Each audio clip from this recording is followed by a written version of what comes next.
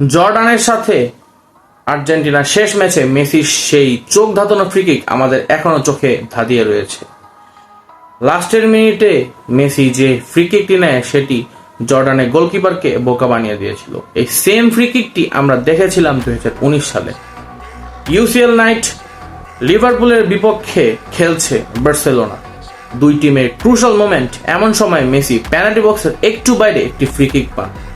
তিনি 4 জন ডিফেন্ডারকে ওয়ালকে এমনভাবে ফ্রিকিকটি দেন যে বলটি 4 জন ডিফেন্ডারকে পাশ কাটিয়ে বলটি চারে জড়িয়ে যায় এবং জর্ডানের গোলকিপারের মতনই সেখানে লিভারপুলের গোলকিপার বোকা বানিয়ে যায়।